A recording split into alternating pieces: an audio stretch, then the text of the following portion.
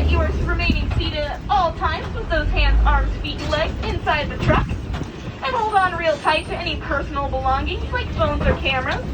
If they fall from the truck, we cannot stop to pick them up. You'll have to ask a cast member to retrieve them later. And by later, I mean it could be a lot later. So hold on tight. This is Little Ituri Forest. It is home to animals who are very shy, so keep your eyes peeled. But on my right, I see some okapi.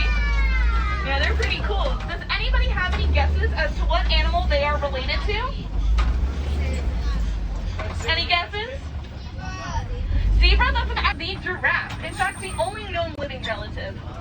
Also on our left-hand side, we have some bongos. And there are some saddle-billed storks standing on either side of the road. Now we're very fortunate to have seen bongos on that left-hand side because they are also known as the ghosts of the forest. And that is because they are extremely shy. Now okapi have very similar head shapes to the giraffe, and they both have prehensile tongues. That means those tongues have a lot of fine motor control to grab onto vegetation.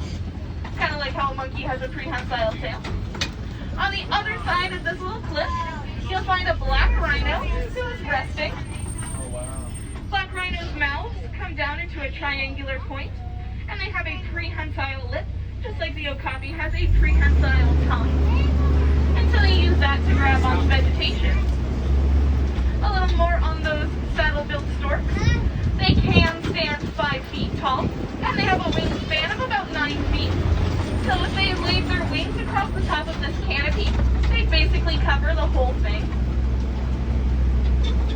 And then on our left side, we have some greater kudu. They're laying down over there. Greater kudu are the largest forest antelopes. They stand 5 feet tall at the shoulder and can jump 8 feet in the air. So if they really wanted to, they could have joined us here on the truck. So like I said, the animals in Little Ituri Forest are very shy, so they probably won't do that. So next we're coming up onto Safi River. Safi River is home to animals who like to live in the river, including, as you can see on that right side, a hippo. This is a Nile hippopotamus, and it's pretty cool that we are seeing them out of the water because they spend the vast majority of their time in the water. They can hold their breath about 5 to 8 minutes, and they have a natural response to come back up to the surface to breathe without having to think about it. They tend to sink down to the bottom of the water and walk along the floor, but they can also swim. They're also the most dangerous animal in all of Africa, despite the fact that they only eat plants, and that is because they are extremely territorial. And those sharp incisors of theirs, those large teeth, they can get up to 18 inches long. Also on our left side, on that island, you'll see pink-backed pelicans. They don't look super pink right now, but that's because it is not mating season. During that time, the skin on their back will turn a vibrant pink color, and they'll mate in colonies between 20 and 500 pairs. Now we're coming up onto a bridge, so I just want to remind everyone to remain seated. You never know what lives under a bridge, but I have a sneaking suspicion that it's Nile crocodiles, which you can see on the left side of the truck. Nile crocodiles are the largest species of crocodilian in Africa. Crocodilians include not only crocodiles, but alligators as well. The Nile crocodiles can get up to 16 feet long, which is about as long as a giraffe is tall. They eat half their body weight in one sitting, so they only eat about once a week.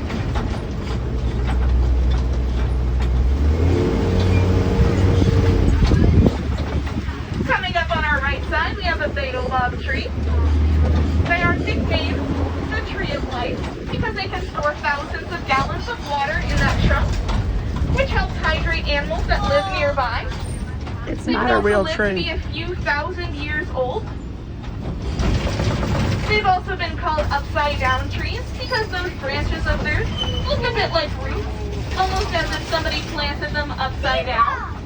But they do get leaves about 3 months out of the year.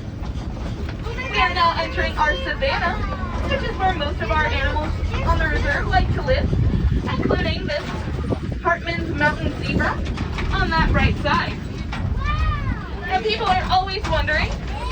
zebras black with white stripes, or are they white with black stripes? Well, all you need to do is look at the nose, because the nose knows.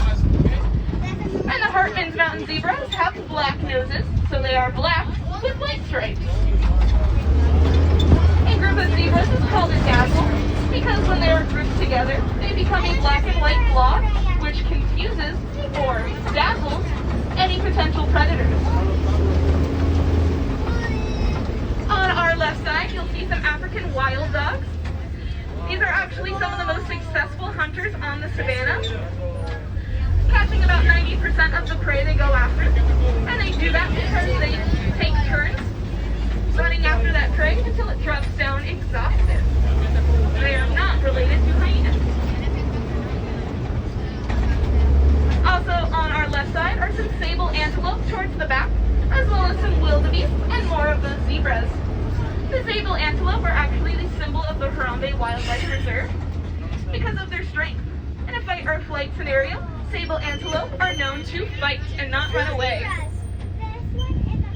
They use those horns of theirs to spar and defend themselves. Wildebeests come from the Afrikaans words for wild and beast, but they're also known as gnu, G-N-U, for the sound that they make. And if they look like they have stripes, well, actually Not real anthills. As their skin folds on itself, so they look a lot like somebody's sleeves after a day at Animal Kingdom.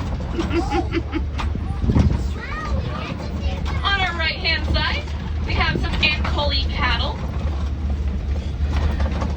Those large horns of theirs only weigh about 3 pounds each, because the inside structure is honeycombed. And so they are used They're my to favorite. keep their body temperature controlled. Their blood will flow through those horns and get cooled off, and then circulate that cooled off blood back through their body. And if you see somebody who has a lot of Ankole cattle, it's not because they're a farmer, it means they're rich. Because Ankole cattle are mostly fat. Also zebra on the left-hand side. Hopefully we'll see some more coming up. But Ankole cattle don't make for good eating because of that fat. Instead, they're more of just a status symbol. We'll find more wildebeest on the right-hand side. You'll see lots and lots of wildebeest because wildebeest are actually the second most densely populated mammal on the planet, second only to us, the humans. When a wildebeest is born, it is ready to start running with the rest of the group in just 15 minutes.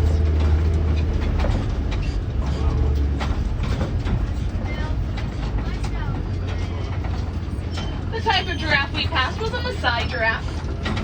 We know this because of the type of spots it has. All the different giraffe species have different types of spots, but every individual giraffe has its own pattern of spots, like we have our own fingerprints. Now, can anybody guess how many neck bones a giraffe has? Any idea, any guesses? One? Okay, not bad. But actually they have 7 neck bones, which is the same amount of neck bones that you and I have. The giraffes will use that neck to display dominance with other giraffes. So it kind of looks like 2 people fighting with pool noodles.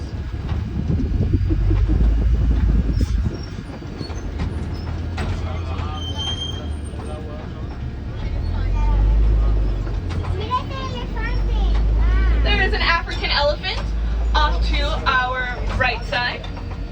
Hopefully we can swing around and get a better view.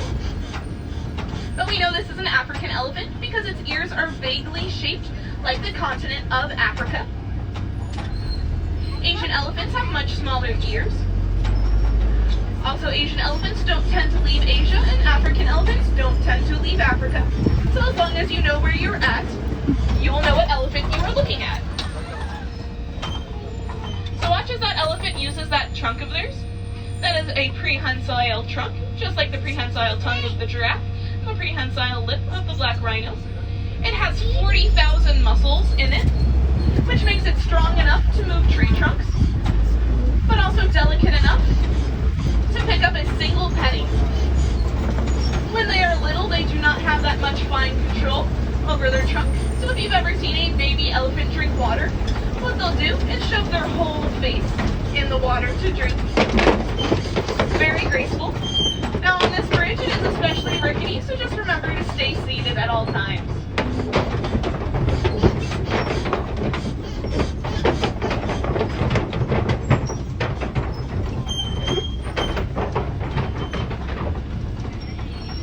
And we made it. So now we're coming up under some red clay pits, and we already saw an elephant, but if we hadn't, this would be a great way to know if elephants live in the area.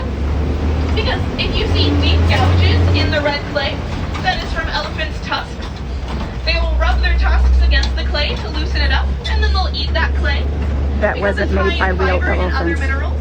And hey, if they like the taste, more power to them. Though I wouldn't suggest eating clay.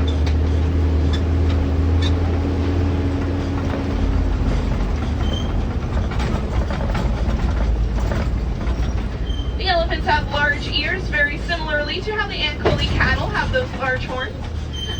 They use that to cool themselves down as well by having that blood flow through those ears. And elephants can fan those ears to cool it off faster and then circulate that cooler blood back through their body.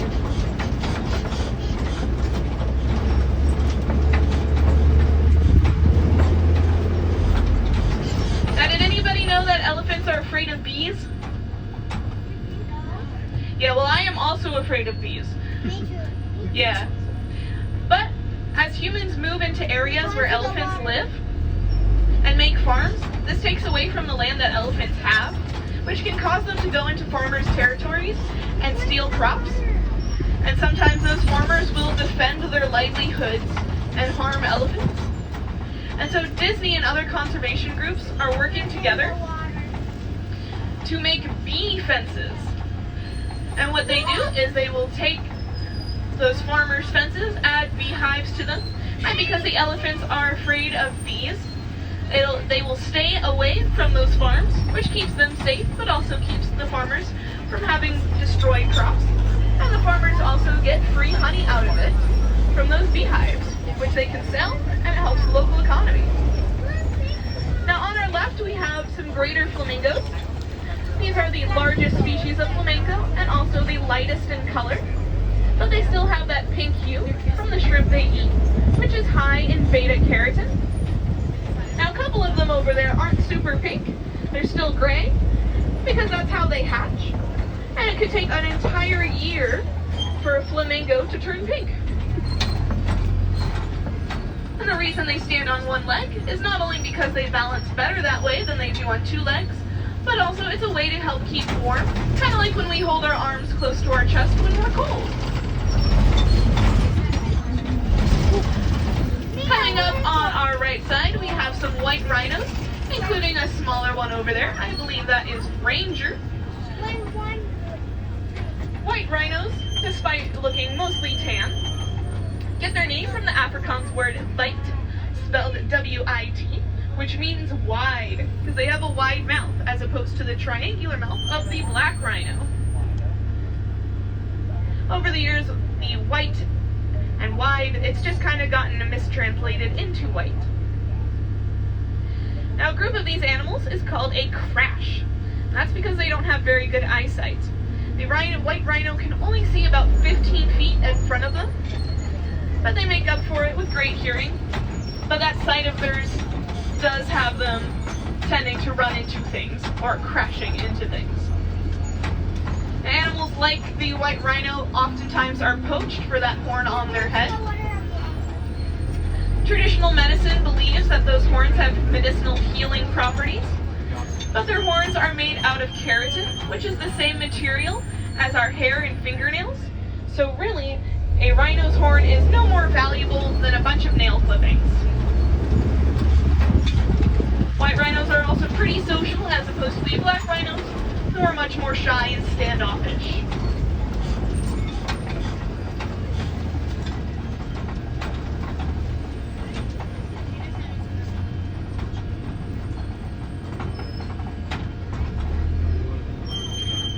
Now as we pass through this area, keep your eyes peeled for anything that looks like a spotted log. If you do see a spotted log, that means it's a cheetah. They are pretty good at blending in.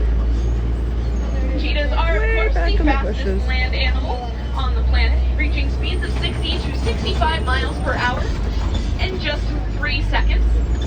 They cannot maintain that speed for very long though, so they have to be masters of timing as well in order to catch their prey. And if you look over here, kind of by that back fence laying down, you can see a cheetah, kind of by those orange bits of the truck back there. Everybody see? Sorry, I tried pointing and I'm sure that helped any. The sprint that the cheetahs do is exhausting.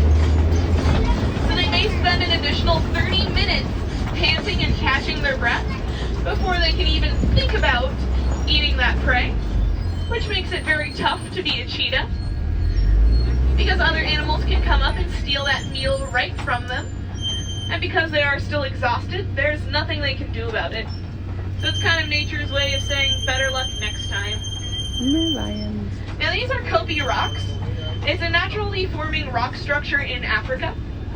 It's a great overlook for animals who want to look over the savanna, especially if they are animals who are looking for prey to catch. So it's kind of like nature's watchtower. On the right-hand side, over in that little passage over there, that's Sebastian. He's a Bontebok. He's the only one who lives on the reserve. The Bontebok were nearly poached to extinction not too long ago because their brown coats shimmer purple in the light.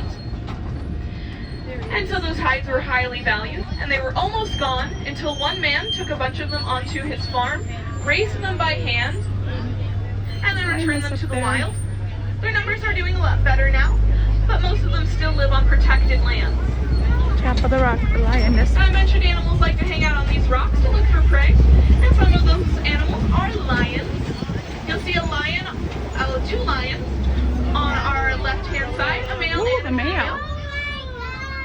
Now, if anybody's familiar with the phrase, "in the jungle, the lion sleeps tonight," yeah, well, it's more like in the savannah, the lion sleeps 16 to 20 hours a day. Most of their hunting is actually done at night because their vision is 6 times better. And it'll usually be done by the females who are the breadwinners of the lion world. On our left-hand side, you'll see some warthogs. That bigger set of tusks is used to dig burrows, which they live in. And they have a smaller set closer to their mouth, which are used for defense. And there are also ostriches lining either side of the road. These are the largest birds in the world. And they are also flightless. Though they still have wings, so they can change directions quickly while running. And in fact, they are the fastest animal on 2 legs, even faster than our best Olympians. So if you started a race with an ostrich, you would not win. You still have a bigger brain though. An ostrich's brain is not bigger than its own eyes. We're going slow, just to give them plenty of space in case they decide to stand in the road, because this is their home that we are driving through, so they always have the right of way. You may have also noticed some eggs on the side of the road. Don't worry about them. Ostriches are not always watching or sitting on those eggs because they're very strong. A human man could stand on top of an ostrich egg, and he could not damage it at all. It would not crack. It could totally support the weight of a human male. They're real ostrich eggs filled with concrete.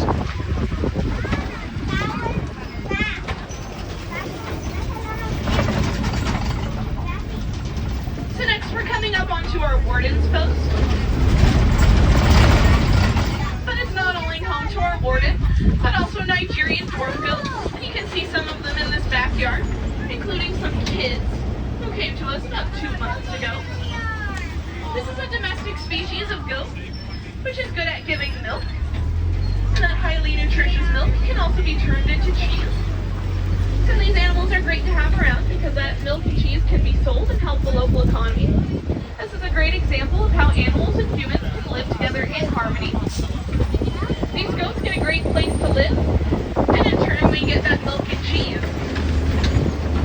Now if anybody really likes those goats and thinks that they are the goat, feel free to catch a train to Rafiki's Planet Watch. The entrance to that area will be near the exit of this one. And over there you'll find a affection section where you can meet Nigerian dwarf goats and other cuddly critters up close and personal. You can also take an animation experience class to learn how to draw some of your favorite Disney animals. And you can even learn more about how we care for the ones who live here, such as how we feed each and every one of them. Also near the exit of our tour will be Gorilla Falls, which is an exploration walking trail where you can see animals we saw today, like the okapi and the zebras, up much more closely, but also animals we didn't see, like meerkats and our family of gorillas. And if I have any wilderness explorers on board, there will also be somebody near the end of our tour to give you your next badge. All you have to do is tell them what truck you were on. You were riding on Simba 1. So remember, all you gotta do is tell them that you were on Simba 1. But I hope this tour has taught you lots and lots about the animals we share our natural world with, and inspired you to do your part to help take care of them.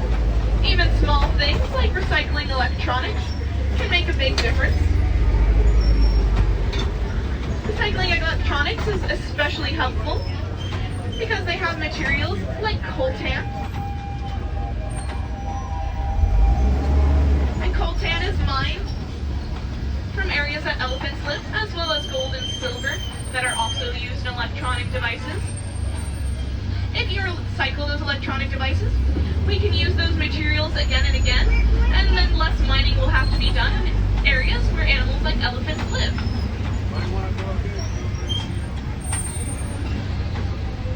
But even things as small as recycling bottles and cans, or even just turning off our water when we brush our teeth, can make a big difference in the lives of animals that live with us and around us.